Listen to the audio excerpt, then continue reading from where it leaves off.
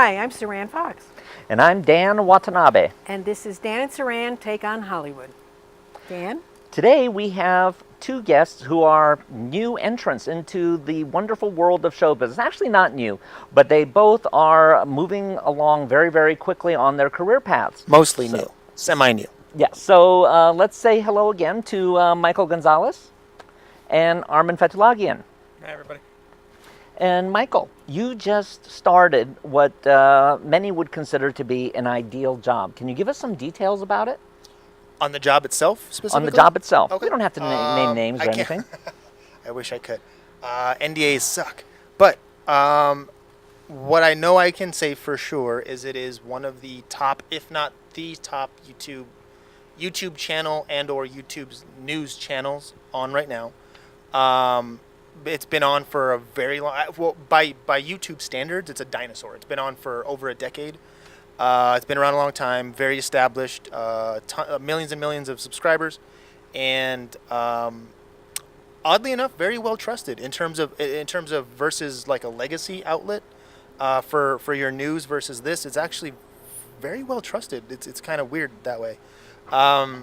So what I've been able to, I guess, what I came on for was a researcher. That was the title. Was just our job title was researcher, but in reality, it's a writer. We're filtering through stories, writing the dialogue for the host who, is for these news stories, and then also coming up with our own sort of like deeper issues or deeper stuff to dive into. One of the things that I wrote for them was what's going on in Venezuela, the conflict with that and how that's playing out as we are speaking right now. Basically how the country's having a meltdown, that kind of stuff. As well as other general stuff, and it looks like they did a screen test last week, so I think I'm going to eventually end up on camera. So it's just a weird sort of like everything happening very quickly. Yes. So how did this job opportunity come up for you? And how did you prepare for it? That is so weird. Okay, so we'll start with how it came up. Actually, you pointed this out to me. I didn't even know this job was posted or existed or whatever. But Dan just texted me like out of the blue, like, "Hey, did you apply for that job?" And I went, "The job? Like, what are you talking about?" He's like, "Yeah, you didn't see the show?" Because we both watched the show on a fairly regular basis, and I just hadn't seen that episode. And so what they did is they put a job posting in the show, like where they do like the credits and like all the links and stuff, job posting. And I was like, oh, okay, that's weird. Because the last time they actually hired or did something like that, this was like years ago. This was like 6-7 years ago, the last time that they did this. So it's very rare when they actually do accept applications. So I just applied. Now, however, to prepare for this, I was not prepared for it, number one. I don't think for as quickly as everything has gone.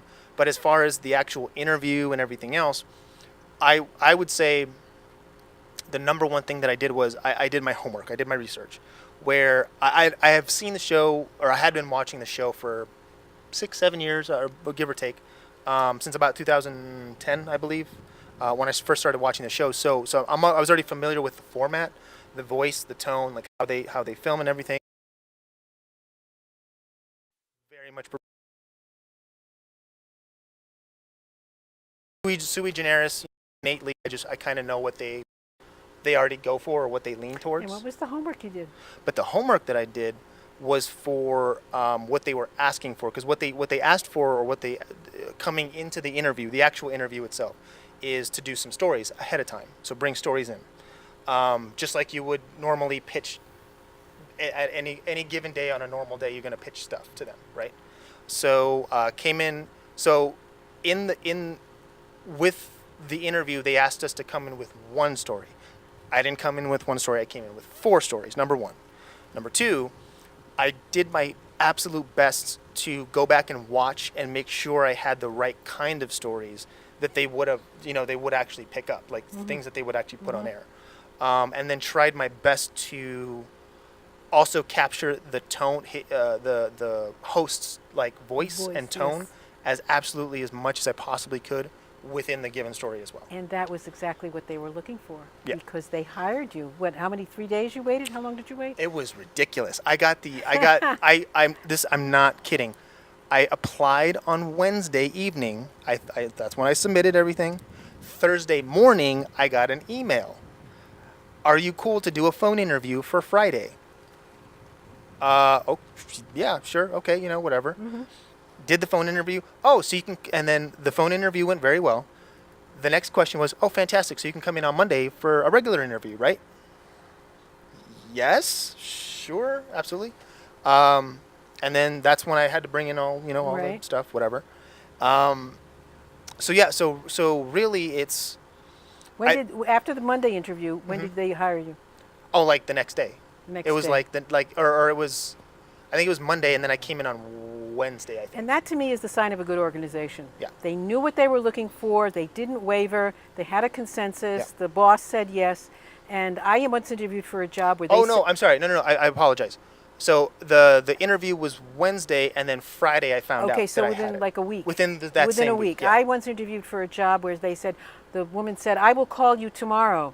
And she didn't. And so I called 3 days later, and she said, oh, I forgot. That's not a good sign. So Yeah. it was a sign to me this was not the place for me to work. But this sounds to me like they know what they want, Yep. and you were able to give that to Yep. them. And it's also another example of Dan Watanabe being at the center of Oh, everything. I know. No, I take no credit for that. Absolutely. Absolutely. This was a We huge part all- of my preparation. We Oh, all for sure. agree on that. For sure. Absolutely. Well, I'll tell you all a secret, and that is that I've never been good at interviews. I've never done a real real job interview. Most of my jobs have come in either because I was a temporary employee who happened to, because I could type really fast, companies ended up wanting to keep me. And they would see me running out and delivering scripts because I was also a script reader. And when they needed a development person, all of a sudden there I was.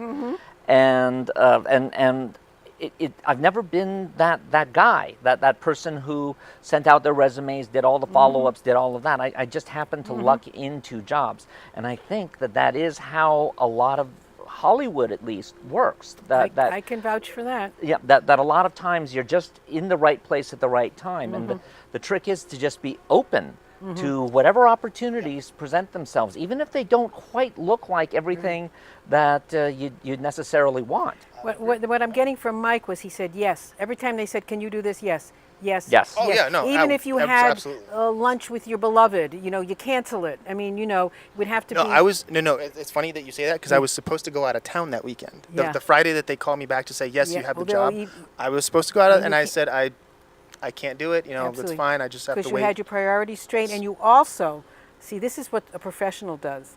You didn't say to them, well, I have plans, but I can cancel them. No, oh, It's none of- no. They I didn't don't even- care. They didn't just even want, mention that. yes, Nope. yes, Didn't mention that. absolutely. Nope. So, you keep it, Yep. keep it, yes, yes, yes. Yep. What time? Thank you. See you then. That's it. And I'm in the same boat with Dan. Most of my jobs in and out of the business I've gotten through connections. I haven't sent out resumes just every once in a great while. And people say to me, "How did you get into being a story editor, development person with a producer at a studio?" I said, "I married it." I said, "My husband had an office at 20th Century Fox." He was a writer and a producer, or writer? No, he's a producer. Just He was he's a former producer as well. agent, Okay. former talent agent. He represented Dennis Hopper. He was a big agent and a very successful producer for a long time.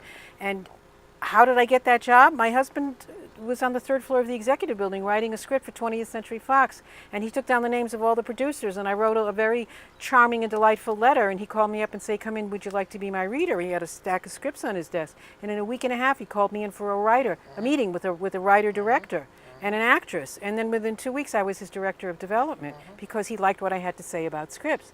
But if I hadn't married Ted Fox, I don't know where I'd be, So, Well, I've got to say that even though we the older people can make it sound very, very easy, it wasn't as if a lot of times the doors opened right away. Yes. There was a lot of having to do in terms of the clerical ghetto, certainly, working for different companies, Right. working for different types of bosses, getting to see the business in doing the exact same thing in multiple different companies and realizing there were multiple different ways of doing the exact same thing. Now, Armin, before I ask you about what you're doing now, I know that you've been in the clerical ghetto and you've worked at a number of different companies, a number of different ways. Can you tell us some of your experiences going for jobs? Well, a lot of my experiences has been I've either applied. The only jobs I've gotten off of my resume were internships. Up until recently, I've just been mainly getting work through. I met someone at an internship, and they recommend. They recommended me to this person, or they themselves hired me, and then this person recommended me here, and then this person recommended me there. So a lot of it has been. It was just like I meet someone once, and then from there you know, you know, they keep recommending me somewhere. So that's been a lot of my experience. Recently, I've been switching, not careers, but Expanding.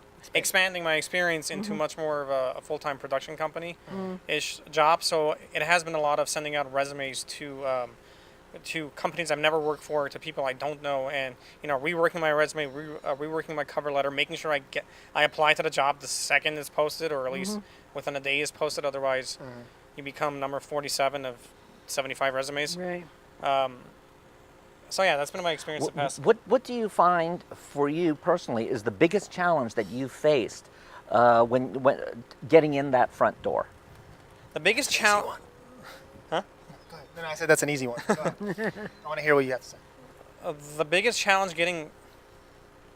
In what area? Do you mean like getting just an interview off of an application, or? In other words, what have you found when you've gone in and interviewed with people and all of that? What do you find to be the biggest frustration that you face in terms of actually when you don't get a gig? What do you find is the biggest frustration there?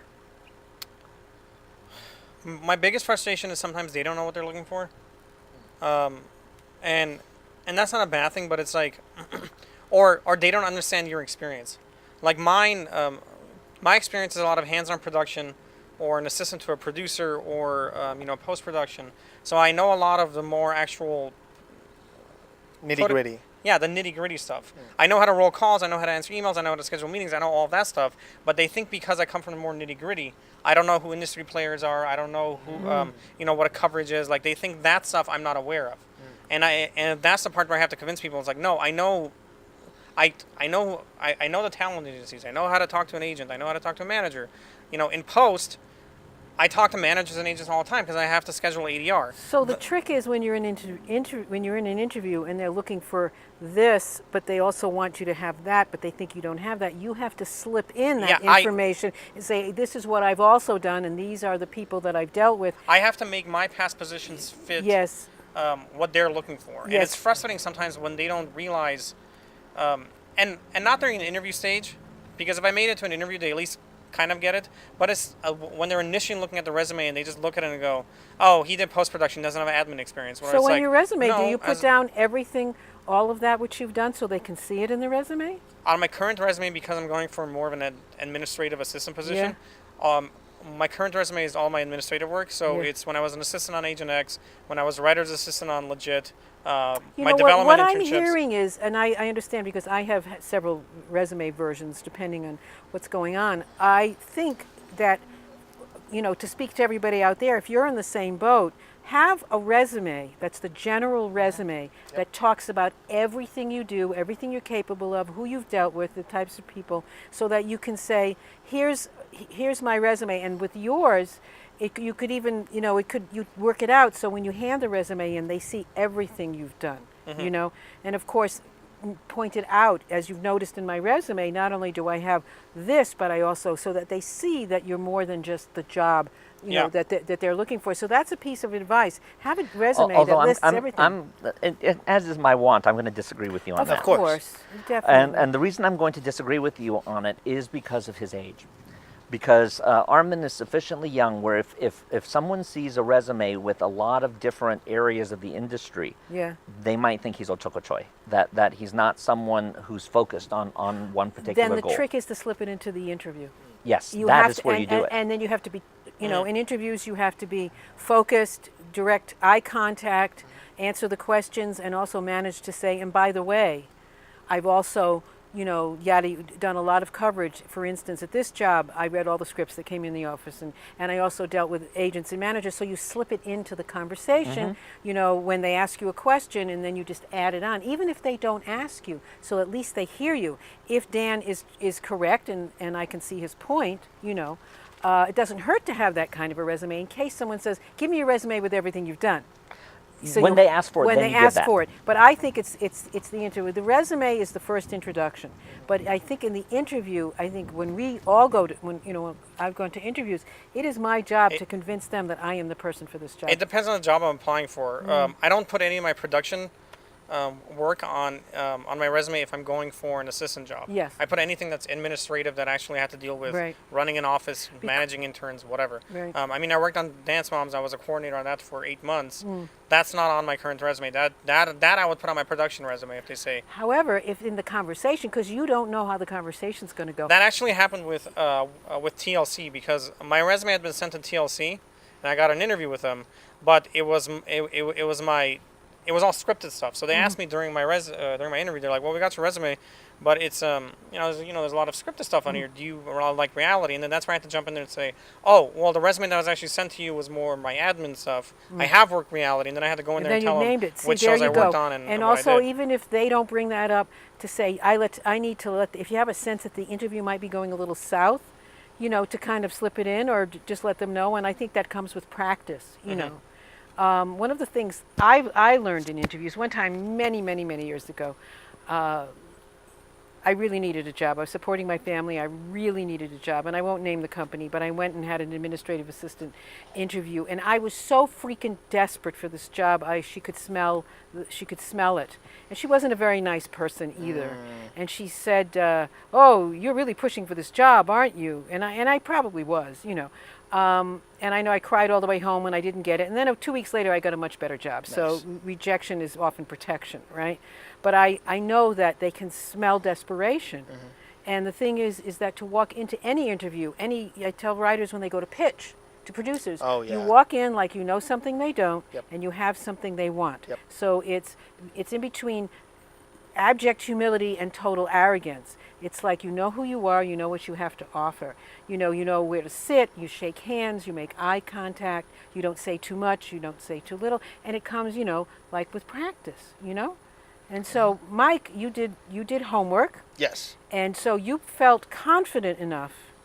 Yeah. You know, someone might say, "Well, you over-prepared." I think it's better to over-prepare than to under-prepare because you can always, pull back. In other words, if you'd only prepared one story and they said, "Well, what else you got?" Well, I mean, how many did you send in? Four. Four. You sent to four. Awesome. Yeah. No, I brought you in brought four. them, so yeah, they because you had didn't. to So pitch it. they didn't have to say what else you got, No. and you didn't have to say, Nope. "Oh, this is all I've got." See, so you were ready for that.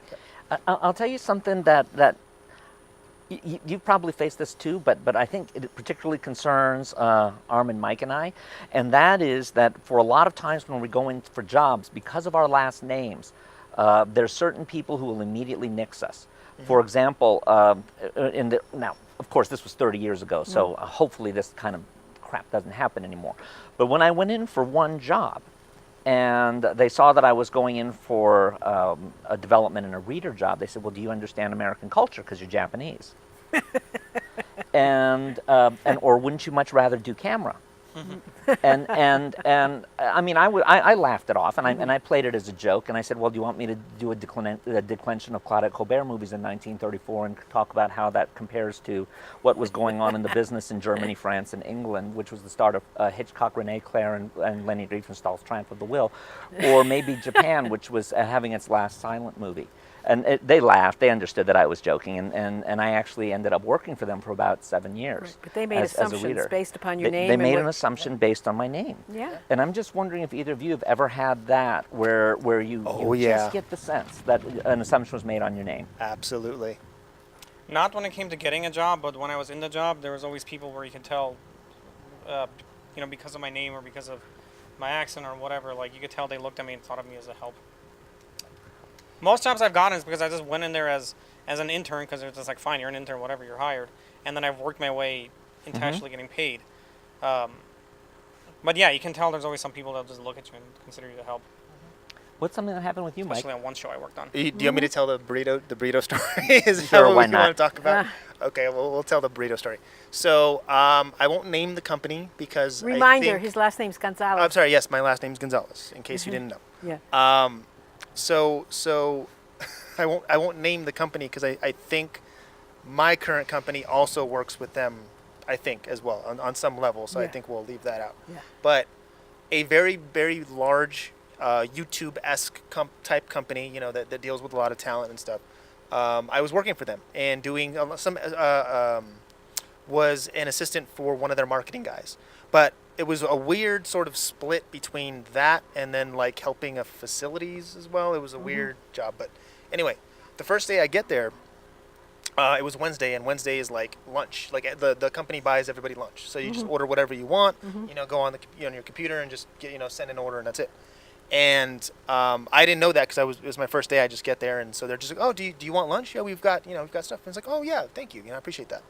And technically, you're supposed to be able to order whatever you want. It's not just. In other words, it wasn't just one type of food. It's whatever you want, like chicken, steak, this, that, whatever. Everybody got whatever they ordered. You got sushi over here. You've got chicken over here. You've got pasta, whatever. Somebody ordered for you? Somebody ordered for me, and I got chips and salsa and a burrito. Nobody else got that. Nobody else was ordered that. Just me. So I mean, they ordered it. That was nice. They did. You're right, Dan. You're absolutely right. They did order it for me. So that was very nice of them. At least they didn't ask you to go out and trim the hedges. Exactly. I was surprised that they didn't. But Yeah. Actually, they did do that to him. yeah. Because there were 2 jobs that ended up coming open. Yeah. And Oh, geez. and And Michael's They resume shoved is me. They tried to shove me into that facility side of things. and Michael's resume was much higher than the guy who they wanted to bring in as the executive assistant. So they looked at your resume, saw your name, and wanted you to go into facilities. No, after he'd been with them. After after you- I was already there for like 3-4 months, and they still. Are you kidding Yeah. me? Yeah. Totally. I- 100%. Oh my God. So, So- what did you do? You didn't say anything because it was. Of course not. No. Yeah. I mean, it's not that I didn't say anything or didn't do anything. I didn't. Yeah. I let it be. Yeah. But what I did for me personally is I internalized that and said, okay, I have to make up my mind right now that this kind of stuff is going to happen in the future, most likely, or could potentially still happen. So what?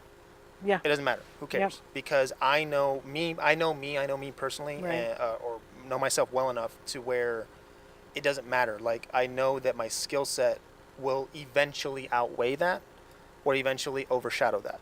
So Now being yeah. a Jewess and there's so many Jews in show business, it wouldn't be applicable for me. But say I went to work for a Catholic organization and I was the Yeah. only Jew there, and there was that, and it was my first day, and I come in and there's matzo ball soup and blintzes Oh, yeah. on Oh, my yeah. on my plate. Yeah. It's the same kind of thing. Yeah. So Not cool. Especially if it's not good matzah. yeah, that's right, because that'll sit in your stomach Yeah, for the days. burrito wasn't great. Yeah, on top Yeah. of that, the burrito was very bland. It wasn't that great. You Yeah, know what, really. Armin? Originally, I was going to ask you about your production company, but let's actually save that for a future episode. I want to throw a hypothetical at you. Let's say that you were being interviewed for a production company as an executive assistant for maybe one of the leads in the company, and let's say they asked you, "Why is this the right job for you?" Ooh. Well, okay. I'll just base it off the one I'm gonna interview for.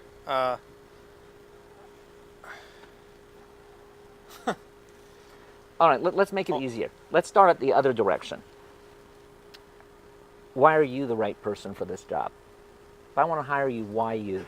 I'm right for this job because not only do I come from the more nitty-gritty side of actually, making projects where I come from production, I come from post, I understand development, but because this is an international production company that is not only dealing with the American market, but the international market, and because I have an international background, I fit well. I would fit well here. I understand. I'm born and raised in this country, but I'm also Armenian, so I'm living in 2 cultures at the same time. I get what it is to be an American. I understand that, but I can also look at it from an outside. But I also understand what what the rest of the world is like because my parents was Russian programming. Because I different type. I'll fine tune it more in the interview, but that's kind of the answer I would give. Where it's like, That's good. my background as an Armenian American makes me understand being an American, but I also understand what it's like to be. What the values are internationally. I'll tell you what was great about that answer. First of all, you let us know without prompting and without being overly assertive about it, that you actually have worked multiple different levels of production. So therefore, you have a level of understanding that they might not have anticipated. And you used a good word, good 2 words, nitty gritty. Nitty gritty is great. Yeah. I gave him that, by the way. Yeah. You can use it. It's okay. You Awesome. That's can keep honestly why I use it, because I just remember when it. you You said can keep it. Yeah. Number 2 is that you brought up something that's obvious. First of all, that you're not Western European. You're from you're probably second or maybe even first generation. Although probably not, but you're going to be at least second or third. And that means that they're going to be concerned that you might not understand the culture. The same question I was asked. Yeah. And you not only addressed that head on, but you flipped it into a positive. Into a positive, that you're not an outsider, but you operate in two different ways. And also, knowing you have a tremendous interest in marketing, in domestic and international marketing and distribution. That it's almost a hobby with you to study marketing and advertising campaigns, and you have strong opinions. You don't have to say that, but you talk about distribution, and when you look at a company's distribution plans, you know how to assess it, and that you say it's almost like a hobby for me, because I find it so fascinating, especially the international market. And so that you throw that in, because I remember one time you and I had a long discussion about some studio's distribution of something, and how the whole distribution department should be rearranged. You know, you have these wonderful ideas, whether they work or they don't work, that's your interest. And to say it's almost a hobby with me, or you say it's an avocation for me, because I find it so interesting, and I have many ideas, and I also am interested in learning, not only of being of service, learning. In that regards, if they ever asked me what I thought about marketing or whatever, I honestly think the difference between marketing in the U.S. versus international is There you go. the U.S., because there's so many big movies here, everyone's used to CGI and big scenes and explosions or whatever. So they want a fresh take and a concentration on the characters and the story of a movie that's coming out. In the international market, everything's, dark, dreary, emotional movies that are about, your place in society and existentialism and post-war Italy and blah, blah, blah, blah, blah. And so there, I think if you really want audiences to go see a movie, show off your actors and your explosions. So Transformers. That's great. I'm going to give you one minor suggestion, but it's actually the biggest one, and that is your biggest lane, your sharpest area, in my opinion, is your understanding of story. Yes. Mike, and Saran are very similar in this commitment to making sure that the story is great and that the story works. And if you're working on the creative side, if you emphasize that without getting into, and I want to make this art movie. No. But if you emphasize the fact that you understand story both commercially and aesthetically, bang. Especially if the boss says, well, you're going to be reading every script that comes into this office. You're also going to be a reader as an assistant. You can talk about how much you value story, and that the movies you see that disappoint you are the ones that have a great idea, but the execution's not very good. So. Don't be afraid. You go into an interview, like I said, you don't want to be too humble, you don't want to be arrogant. You have to toot your own horn in a way to see how it interweaves and fits into what they need. And there's also that ineffable thing, the thing you can't put your finger on, you can't describe, is just the personal connection between the interviewer, the person. And sometimes it's just there, Sometimes you get hired because they make a connection to you, they like your resume. I think, all the rules are: be 10 minutes early, be nice to the assistant, wait to be told where to sit when you get in the room in case you sit in the king or the queen's chair, thank them for their time, send a handwritten note afterwards, don't call to see if you got the job, follow up within a reasonable amount of time, all of those things. And also, some of us, and I have been guilty of this, give too much information because either we want the job so much or whatever. And I think you have to really listen to the question. How many times have you asked someone a question and they're answering it like you asked them something else, because people have their own agendas. So I think, interviewing is it's a skill. Well, actually, I have a question for you guys. What is a good question to ask at the end? Because I generally ask two. One I'll say is, and this one I started doing recently, where I say is, well, because I come from production. I'm used to jumping into a new role or a new show or a new something every couple of months. I'm used to adapting really quickly and Right. figuring out how to work with people and what areas I need to, really put my focus into.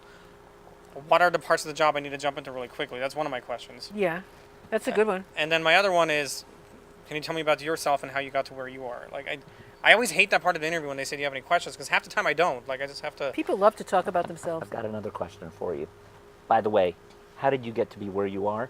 Hopefully you can squeeze that in the middle of the interview, not at the end. No, even yeah, better. Excuse yeah. me for interrupting. You've done your research on this company. You've done your research at Google. You know how he got there or she got there. You say, when you were at so-and-so, Maybe not if it's an HR person. if it's an HR, but if you're interviewing with your actual potential boss, you've already researched them, right? So you don't ask them how they got there because they would say, well, didn't he Google me? He's got to prepare for this. You say, I noticed that when you were at, you don't have to say anything. You say, when you were at Asylum and you worked on Sharknado, what was the distribution pattern like? I'm really kind of interested because you've done your homework on that person. That's rather than asking them how they got where they were, thought of something because that means you haven't Googled them and looked them up. So that's what I would do. That's actually what I did then, and he helped me with that question. Yeah. And I don't know if that was like put me over the top. Yeah. But I know that it was something that they, when they heard, they went, oh, because what I did was my Latin background and all of that. Like, how do you feel about going into and doing more stories, more international, and Right. and are you taking that direction? And strangely enough, they actually are. So that kind of played into, not only they were already doing that anyway, but I also had asked them that question as well. There you go. Finally, the question that I would suggest you ask is, where do you see the company in 5 years, and where do you think I can help you get there? Yeah. Or Yeah. how do That's you a think I good can one, help too. you Yeah, get there? because when you're at a job interview, you're offering yourself up to not make a paycheck, and they don't really care about your career ambitions that don't have any, it's like what Ted Miller always talks about. If you're going to be an assistant, don't talk about that you want to sell a script to them. You just talk about, I'm focused on being a very good assistant. You're there to be of service. So that's a great question. How can I be part of your company's growth? I think we're out of time. Yep. That's So it's wrap anyway, time. Michael, Armin, thank you so much. Thank you. Thank you very much. This was amazing. So I'm Saran Fox. Dan Watanabe. This is Dan and Saran Take on Hollywood saying goodbye for now. We'll see you next time. See you next time.